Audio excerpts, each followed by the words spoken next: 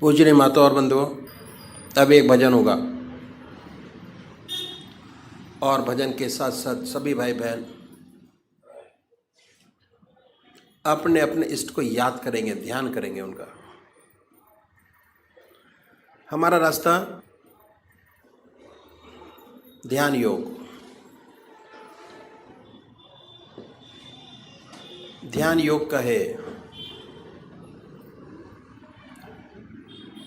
और ध्यान को कैसे अपनी जिंदगी में जोड़ते हैं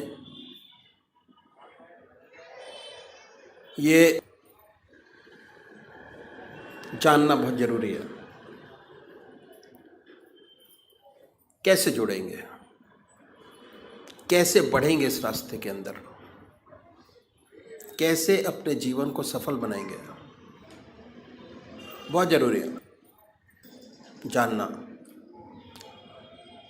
सबसे बड़ी बात यह है कि हमारा देश जो है आध्यात्मिक देश है और हमारे देश में 99% लोग ऐसे हैं जो परमात्मा को मानते हैं और अपने किसी न किसी ढंग से परमात्मा का पूजा करते हैं। तरीके अलग अलग हैं, 33 करोड़ देवी देवता हैं और हर 20 किलोमीटर पर भाषा बदल जाती है और परमात्मा का स्वरूप बदल जाता है।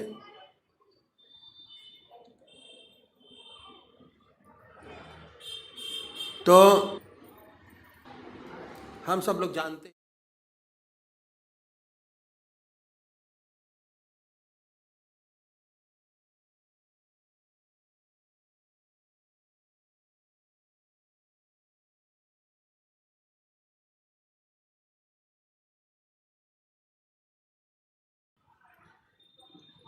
सबसे बड़ी देन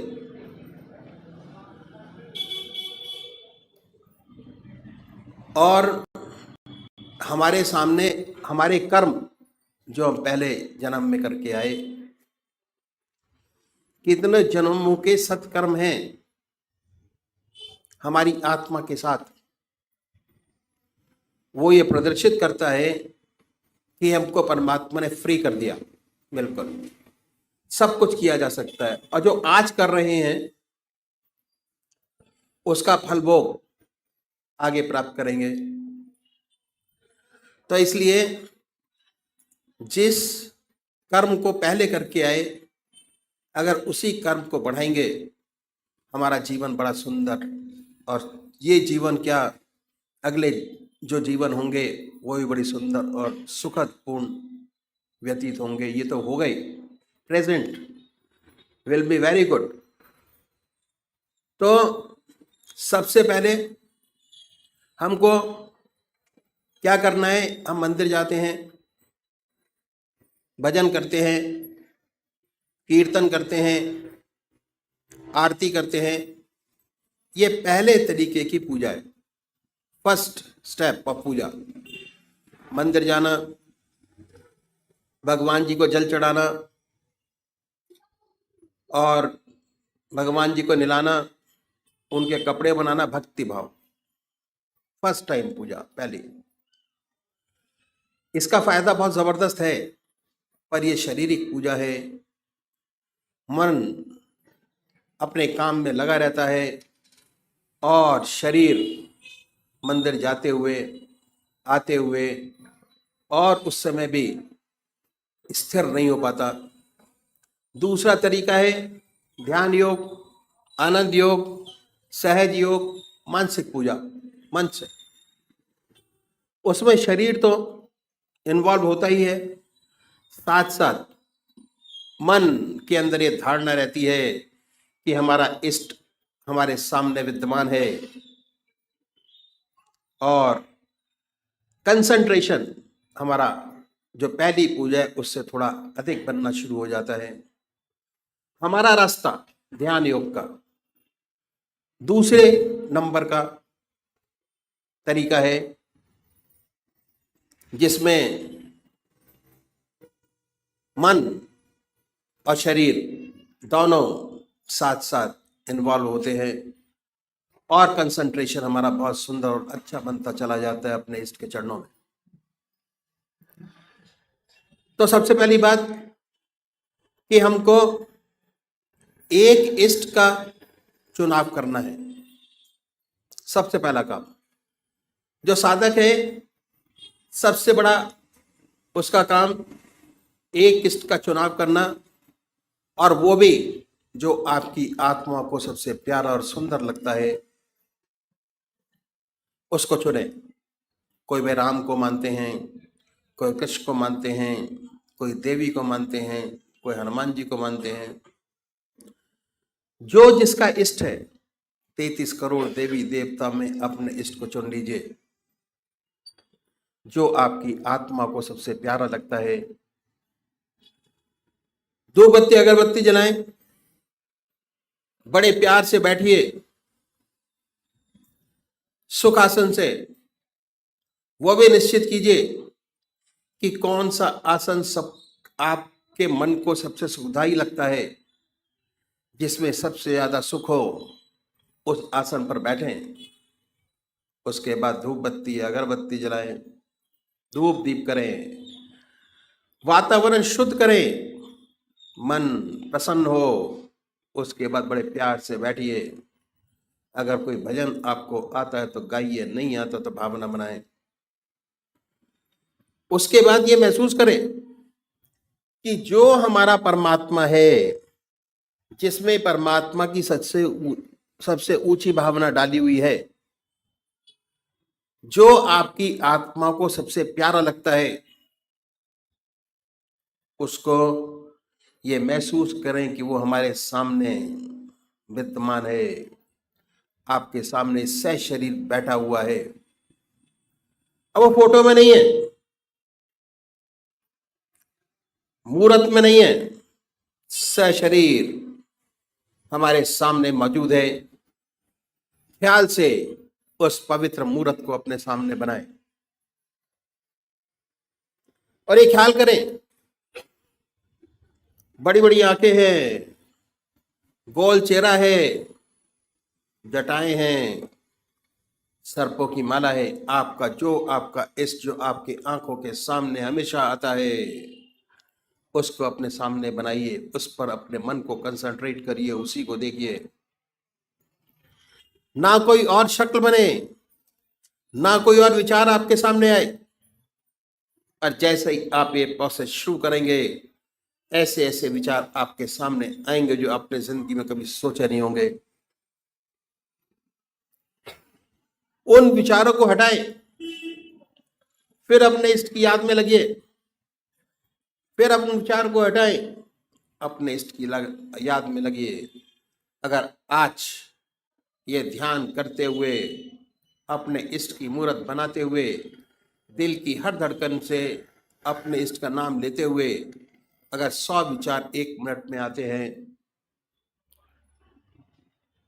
तो कुछ समय बाद अगर यही प्रैक्टिस आपने जारी रखी, उन विचारों में कमी आएगी।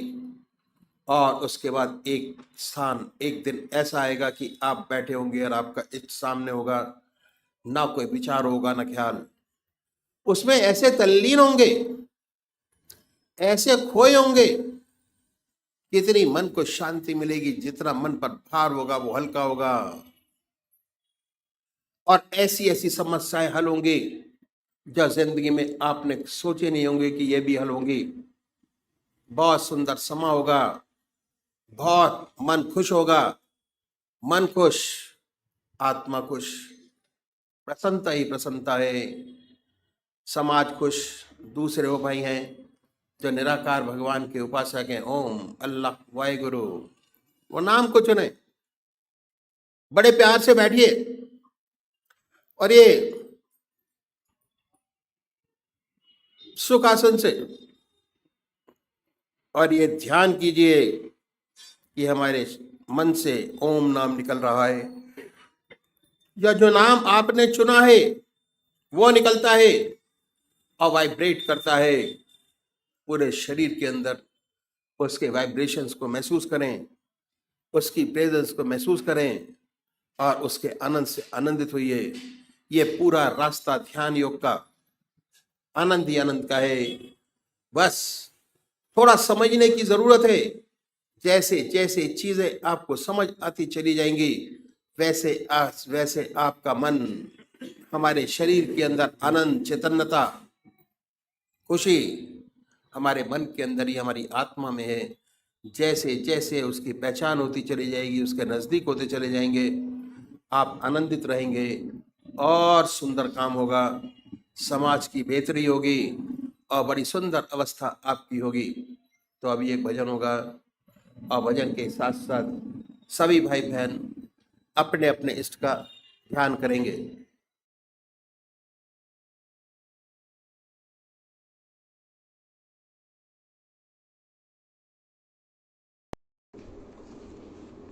दिलों के गुलशन महक रहे हैं, दिलों के गुलशन महक रहे हैं।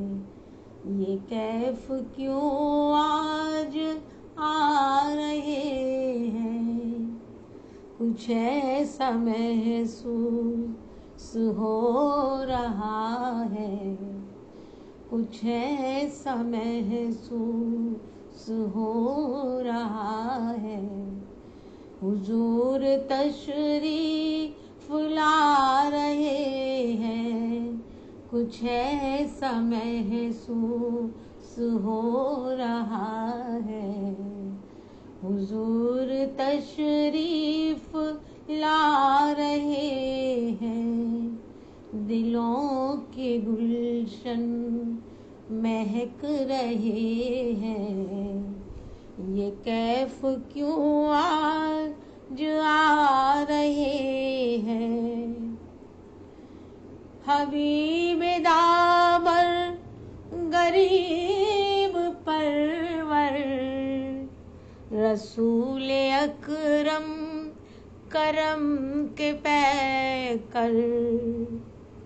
हबीब दावर गरीब परवर, किस रसूल अकरम करम के पैकर। किसी को दर पे बुला रहे हैं, किसी को दर पे बुला रहे हैं। किसी के ख्वाबों में आ रहे हैं, किसी को दर पे बुला रहे हैं। किसी के ख्वाबों में आ रहे हैं, कुछ ऐसा महसूस हो रहा है। हुजूर तशरीफ ला रहे हैं, नवाजिशों पे नवाजिशें हैं, इनायतों पर इनायतें हैं। नवाजिशों पर नवाजिशें हैं, इनायतों पर इनायतें हैं। उन्हीं की नातें सुना सुना कर, उन्हीं की नातें सुना सुना कर हम अपनी किस्मत जगा रहे हैं। उन्हीं की नातें सुना सुना कर हम अपनी किस्मत जगा रहे हैं। कुछ ऐसा महसूस हो रहा है। हुजूर तशरीफ ला रहे हैं, दिलों के गुलशन महक रहे हैं। ये कैफ क्यों आज आ रहे हैं। कहाँ कमंग तब कहाँ की दौलत, कसम खुदा की ये है हकीकत। कहाँ का मंतब, कहाँ की दौलत, कसम खुदा की ये है हकीकत। जिन्हें बुलाया है रहनुमा ने, जिन्हें बुलाया है रहनुमा ने, वही हुजूर को जा रहे हैं। जिन्हें बुलाया है रहनुमा ने, वही हुजूर को जा रहे हैं। दिलों के गुलशन महक रहे हैं। ये कैफ क्यों आज आ रहे हैं। हम अपने खैरुल बशर के सदके, मैं उनकी शाने अता का कुर्बान। हम अपने खैरुल बशर के सदके, मैं उनकी शाने अता का कुर्बान। भरा है ऐबों से मेरा दामन, भरा है ऐबों से मेरा दामन। हुजूर फिर भी निभा रहे हैं। भरा है ऐबों से मेरा दामन, हुजूर फिर भी निभा रहे हैं। कुछ ऐसा महसूस हो रहा है, हुजूर तशरीफ ला रहे हैं। दिलों के गुलशन महक रहे हैं। दिलों के गुलशन महक रहे हैं। ये कैफ क्यों आज आ रहे हैं। ये कैफ क्यों आज आ रहे हैं। ये कैफ क्यों आज आ रहे हैं।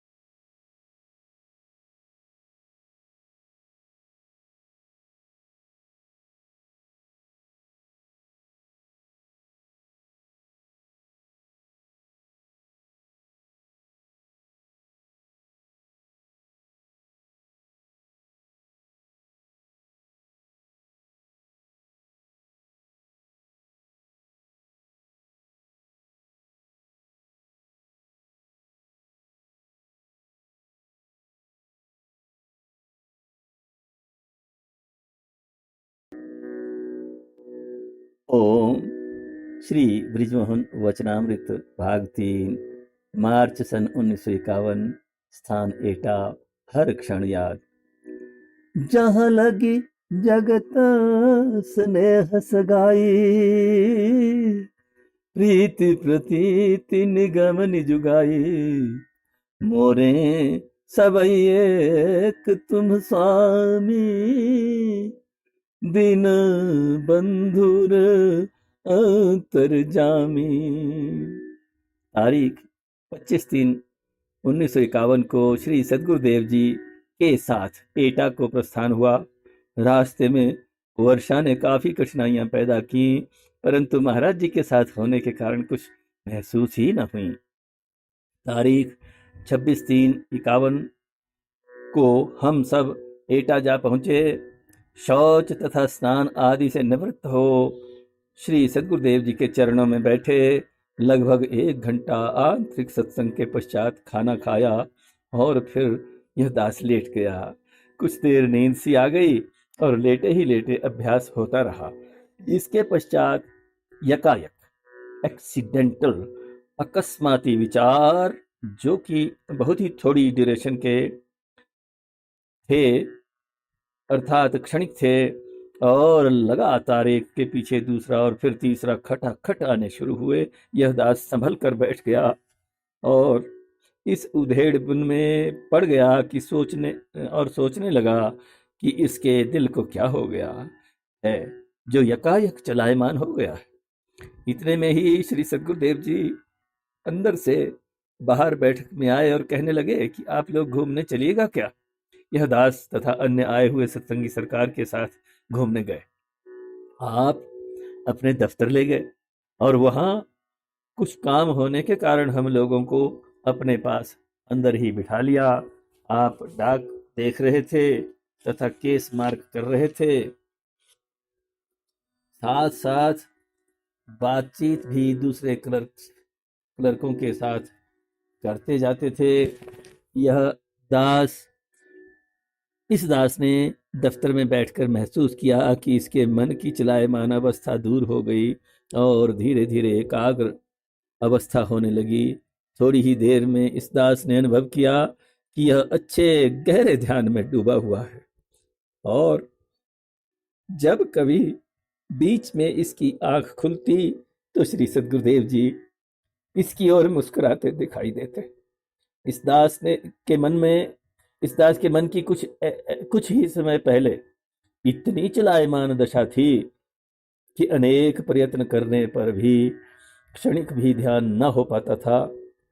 उसका यकायक इस प्रकार निश्चल हो जाना इस बात का सूचक था कि श्री सद्गुरुदेव जी महाराज हर कार्य करते हुए भी बड़े गहरे ध्यान में डूबे रहते हैं। जाहिरा कितने पक्के दुनियादार हैं कि हर काम में हर क्लर्क पर बराबर नजर, साधारण बातचीतों में मानो बराबर हिस्सा ले रहे हैं, परंतु उधर दिल मालिक के प्रेम में कैसा डूबा हुआ है कि पास बैठकर इस दास का इतना चलायमान मन भी इतना निश्चल हो एकाग्रता के साथ मालिक के चरणों में एकटक लग गया। इस दास का मस्तिष्क अटूट श्रद्धा से आपके पवित्र चरणों में झुक गया। रात्रि में लगभग 8 बजे आंतरिक सत्संग में सभी आए हुए भाई बैठे। लगभग 1 घंटे ध्यान के बाद आपने आंखें खोली और बड़े ही मधुर कंठ से निम्नलिखित गजल गाई। दोनों जहां को आशिक तेरे तुझ परवार बैठे हैं, मुल्क बका में डाल रे सबसे किनारे बैठे हैं। बाज ये दुनिया खेल है मुतलक, हारे दाव लगा कर अहमक, जीते वही आशिक तेरे जो आपको हारे बैठे हैं, नाम तलब का दिल से मेटे, बेगम हो आराम से बैठे, जब से हमने हाथ समेटे, पाँव पसारे बैठे हैं।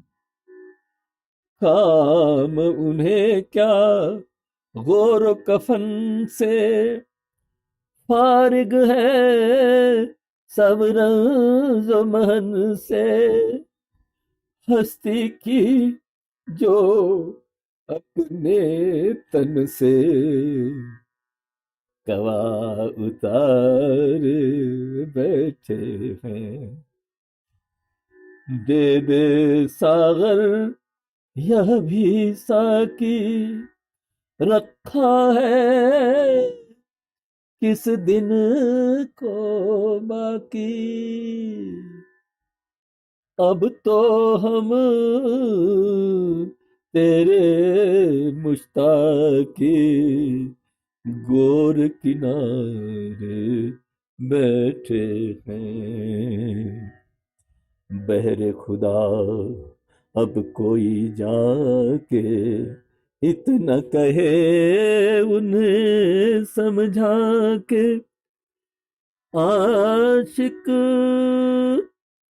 तेरे देख तो आके आसन मार बैठे हैं।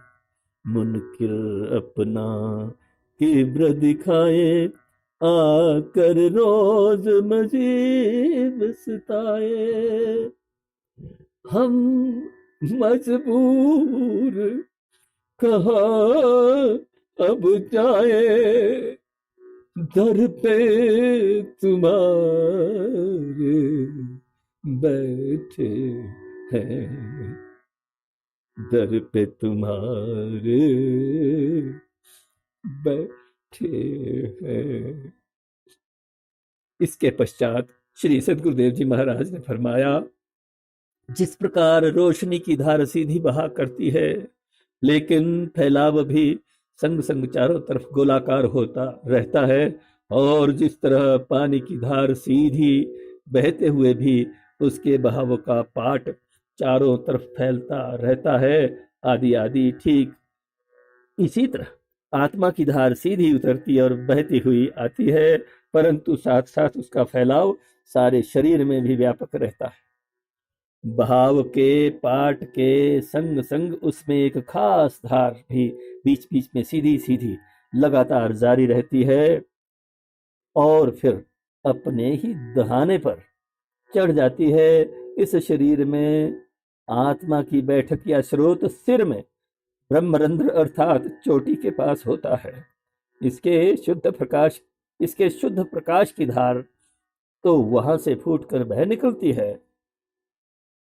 जो वहां से फूटकर बह निकलती है उसी को आत्मिक धार, आत्मिक सूरत, तवज्जुह सुरूहानी कहते हैं। शरीर उसके पाठ का स्थान है जो प्रकाश की गर्मी व चैतन्यता कुल शरीर में फैलाती है। यह सब उसकी असल धार की छाया अक्सी सूरत है। इस फैलाव में धारों की सूरतें भी दिखाई देती हैं जो उसी पाठ में खेला और दौड़ा करती हैं।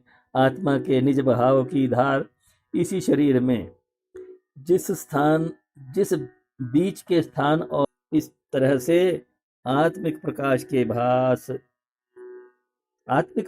भास के दिल के दो अंग हुए। एक तो आत्मा की सीधी धार जो दिल या मन के बीच में होकर मन की कीली बनाती हुई सीधी एक रुख होकर जारी रहती है। यही शुद्ध सूरत धार है जिसमें आत्मा का निजी आकर्षण है। इसी असली और खालिस आत्मिक धार का प्रभाव जो छाया रूप में शरीर के पाट में फैल जाता है और उसी शरीर के रंग रूप और प्रभाव को लेकर उसी चक्र में शुद्ध और अशुद्ध होता रहता है, उसी को मन का दूसरा अंग कहते हैं।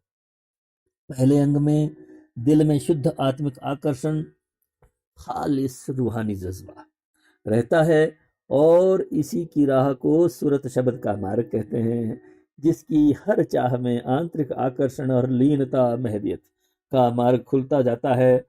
इस मार्ग के द्वारा वास्तविक चढ़ाई करना आत्मिक आकर्षण या भाव में शामिल हो जाना होता है, क्योंकि इसी का संबंध सत प्रकाश से है, जिसका लगाव सीधा ध्रुव पद से है। इसी को इति मार्ग, तरीका, असबात कहते हैं। यही प्रेम या दिल के जज्बे का मार्ग है। आकर्षण जज्बे में प्रेम और मोहब्बत का जोर है। यही मन, अर्पण, दिलदेही, स्वीकार, कबूल और ग्रहण का मार्ग है। यह इनकार व नहीं नहीं का मार्ग नहीं है, बल्कि हमेशा इकरार और हाँ हाँ का रास्ता है। निष्ठा, विश्वास इसी के अंग है। दूसरे अंग में आत्मिक प्रकाश व चैतन्यता छाया रूप में फैलती रहती है, क्योंकि इस छाया रूप में असल धार के भाव का जोर कम हो जाता है, इसलिए इसके भाव का रुख और अटकाव शरीर के ही अंगों से रहता है। शरीर के संबंधी अंगों और तबकों के गुणों का प्रभाव रंग और रूप उसमें आ जाता है और यह मन उन्हीं का अभिमानी बना रहता है तथा आत्मवादी के स्थान पर माया व संसारवादी बन जाता है।